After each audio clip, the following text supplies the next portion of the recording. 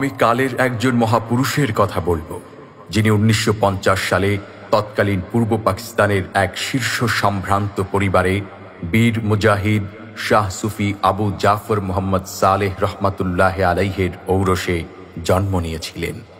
আধ্যাত্মিকতার আলোয় আলোকিত করেছিলেন বহু অন্ধকার হৃদয়ে। আমি জামানার এক শ্রেষ্ঠ মুজাদ্দিদের কথা বলবো, যিনি 74 বছরের দীর্ঘ জীবনের সবটুকুই বিসর্জন দিয়েছিলেন ইসলামের পথে, জায়গা করে নিয়েছিলেন কোটি মানুষের হৃদয়ে। ত্যাগ আর শ্রমের বিনিময়ে অর্জন করেছিলেন ঈর্ষণীয় সাফল্য, কুড়িয়েছিলেন বিপুল সুখ্যাতিও, যার আকর্ষণীয় ব্যক্তিত্ব মুহূর্তেই মানুষের হৃদয় জয় করত, আর মুচকি হাসিতে যেন পূর্ণিমার চাঁদ হাসত।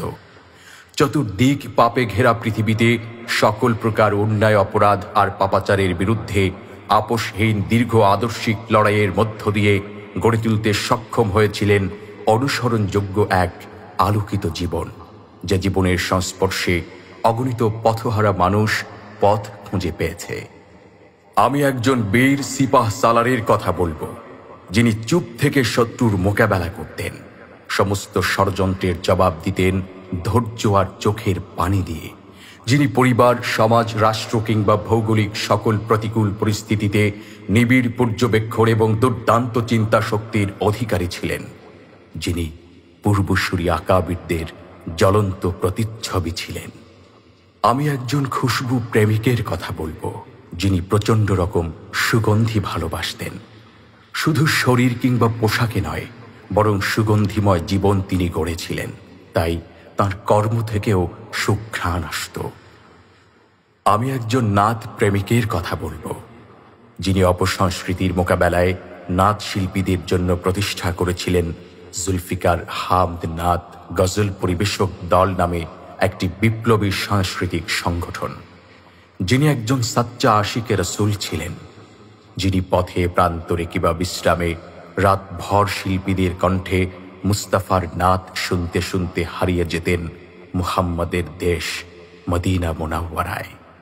কখনো বন্ধ চোখে কিংবা অনুভবে হৃদয়ের আয়নায় দৃশ্যমান করতেন মদিনার বুকে শুয়ে থাকা রহমতের দোজাহার ছবি।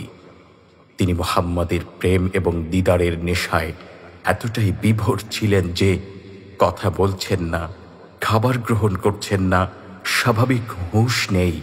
জীবনের এমন অন্তিম মুহূর্ত তথা প্রাণ বিসর্জনকালেও মৃত্যুসজ্জা ছেড়ে তড়িঘড়ি করে লাফিয়ে উঠে বলেছেন, আমাকে রওজা শরীফের পথ দেখাও। তিনি যেমন তেমন কারো প্রেমে পড়েননি, তিনি সর্বকালের সর্বশ্রেষ্ঠ মহামানবের প্রেমে পড়েছিলেন। মুহাম্মদ সাল্লাল্লাহু আলাইহি ওয়াসাল্লামের উত্তম আদর্শের জাদুতে তিনি আটকা পড়ে গিয়েছিলেন। সত্যিই তিনি মক্কার সেই আল আমিনকে বড্ড ভালোবাসতেন। আমি একজন দক্ষ নাবিকের কথা বলবো, যিনি উত্তাল ঝড়ের কবল থেকে সারসিনা নামক তরীটিকে নিরাপদে তীরে ফিরিয়েছিলেন। তাঁর অক্লান্ত পরিশ্রম, নির্ঘুম রাত, নির্লোভ নির্মোহ জীবন, ইখলাস, একনিষ্ঠতা ও আমানতদারিতার ফসল আজকের সারসিনা শরীফ। সারসিনা শরীফের নান্দনিক প্রতিটি স্থাপনা তার অভিজাত রুচিশীলতা, তীক্ষ্ণ মেধা, চিন্তা, দর্শন এবং দূরদর্শিতার প্রমাণ বহন করছে। ইসলামের সুমহান মর্যাদাকে সমুন্নত করতে দৃষ্টিনন্দন মসজিদ, মিনার, ছাত্রাবাস ইত্যাদি নির্মাণ কাজের মধ্য দিয়ে তিনি অবতীর্ণ হয়েছিলেন আধুনিক সারসিনার উপকারের ভূমিকায়। এই দরবারের প্রতিটি স্থাপনা তাঁর অসামান্য অবদানের সাক্ষী হয়ে দাঁড়িয়ে থাকবে যুগের পর যুগ, প্রজন্মের পর প্রজন্ম। আমি একজন কর্মবীর স্বপ্ন পুরুষের কথা বলবো, যার কর্মতৎপরতা হাদিয়ে বাঙ্গাল পীর নেসারউদ্দিন আহমদ রহমাতুল্লাহ আলাইহের চালতা গাছে ধ্বনিত করা আজানের তিরস্কারকে রূপ দিয়েছে 318 ফিট সুউচ্চ মিনারে, যিনি বীর মুজাহিদ পীরে মরহুম শাহ সুফি আবু জাফর মোহাম্মদ সালেহ রহমাতুল্লাহ আলাইহের প্রত্যাশাকে করেছিলেন উজ্জ্বলতম। পীরে মরহুম শাহ সুফি আবু জাফর মোহাম্মদ সালেহ রহমাতুল্লাহ আলাইহ 1985 সালে আলিয়া শিক্ষা ব্যবস্থার পাশাপাশি দিনিয়া শিক্ষা ব্যবস্থাকে একটি ছোট চারা গাছ স্বরূপ রোপণ করে গিয়েছিলেন। আলিয়া শিক্ষা ব্যবস্থাকে বড় গাছ এবং দিনিয়া শিক্ষা ব্যবস্থাকে চারা গাছ আখ্যায়িত করে বলেছিলেন, বড় গাছটি ঝড়ের কবলে উপড়ে যেতে পারে, তাই দিন বাঁচাতে এই চারা গাছটি রোপণ করে গেলাম। যিনি সেই চারা গাছটি বাঁচিয়ে রাখতে পানির পরিবর্তে শরীরের ঘাম কুড়িয়ে শিকড়ে ঢেলেছেন, তাঁর অক্লান্ত পরিশ্রমেই আজ সে চারা গাছটির ডালপালা ফুলে ফলে ভরে গেছে, আর সে বৃক্ষের শাখা প্রশাখা সমস্ত প্রতিকূলতা ভেদ করে আজ চারিদিক জুড়ে দেশের প্রত্যন্ত অঞ্চলে বিস্তার লাভ করেছে।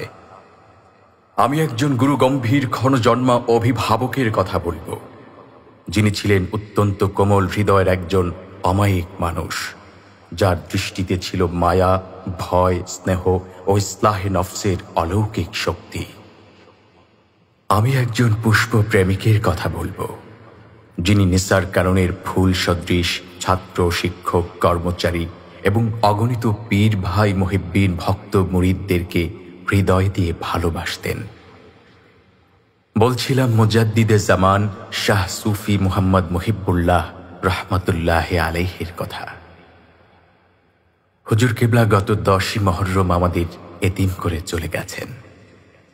মনে হয় এই তো সেদিনের কথা, অথচ প্রায় বছর পূর্ণ হতে চলেছে। মনের মধ্যে শুধু একটা প্রশ্নই লক্ষ কোটি বার তোলা দিচ্ছে, হুজুর কোথায় হারিয়ে গেলেন? কি করছেন? কেমন আছেন সেখানে? মসজিদের দিকে তাকালে হুজুরকে মনে পড়ে, মিনারের দিকে তাকালে হুজুরকে মনে পড়ে, কুতুবখানায় তাকালে হুজুরকে মনে পড়ে। যেদিকে তাকাই শুধু হুজুরকেই মনে পড়ে। স্টেজের সামনে বসে হুজুরের মায়া ভরা চেহারার দিকে তাকিয়ে থাকতাম আর ভাবতাম, হুজুর যদি কোনোদিন চলে যান কি হবে আমাদের? এসব ভেবে চোখ ভিজে আসত। বিশেষ করে 3 দিনব্যাপী মাহফিলের বিদায়ের মুহূর্তে, আখেরি মোনাজাতের পূর্বে হুজুর অশ্রুসিক্ত নয়নে কাতর কণ্ঠে বলতেন, আপনারা দূর দূরান্ত থেকে এসেছেন, আপনাদের জন্য ভালো ব্যবস্থা করতে পারিনি, আপনাদের অজু গোসল থাকা খাওয়ায় কষ্ট হয়েছে, তাই আমাকে আল্লাহর হস্তে মাফ করে দিবেন। একথা শুনতেই হু হু করে কান্না করে দিতাম। কষ্টে বুক ভারী হয়ে আসত। এখনো সেসব মনে পড়ে বুক চিরে কান্না পায়। ভাবতেই ভীষণ কষ্ট হয় হুজুরকে আর কোনো দিন পাব না। হুজুর যে সর্বশেষ আমার মাথায় হাত বুলিয়ে ফুঁ দিয়েছিলেন, সে পবিত্র হাতের পরশে আজও আমি শীতলতা অনুভব করি। সে যে হুজুর কেবলার শরীরের সুঘ্রাণ আজও আমার নাকের ডগায় লেগে আছে। গত বছর ফাল্গুনের মাহফিল ছিল সারসিনা শরীফের জমিনে হুজুর কেবলা রহমাতুল্লাহ আলাইহির সর্বশেষ মাহফিল। আমার স্পষ্ট মনে পড়ছে, সেই মাহফিলে হুজুর চোখ তুলে মায়া ভরে আপন ভক্ত মুরিদদেরকে শেষ দেখা দেখে নিচ্ছিলেন। তখন হুজুরের চেহারায় কিছুটা বিষণ্ণতার ছাপ স্পষ্ট ছিল এবং চোখ থেকে অঝোর ধারায় অশ্রু গড়িয়ে পড়ছিল।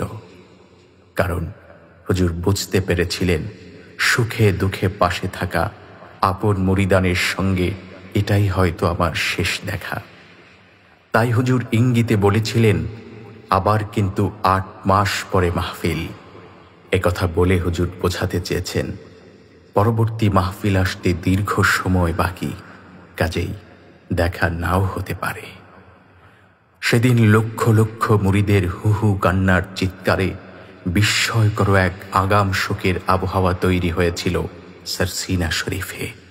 কারণ মুর্শিদকে হারানোর সাংঘাতিক ভয়ঙ্কর একরকম ভয় সবার হৃদয়ে ভর করেছিল। হুজুরকে হারানোর ব্যথা হুজুর নিজেই আমাদের সবাইকে নিয়ে উদযাপন করে গেলেন। আহ, আল্লাহর ওলিদের প্রত্যাবর্তন কতই না সুন্দর, সুশৃঙ্খল।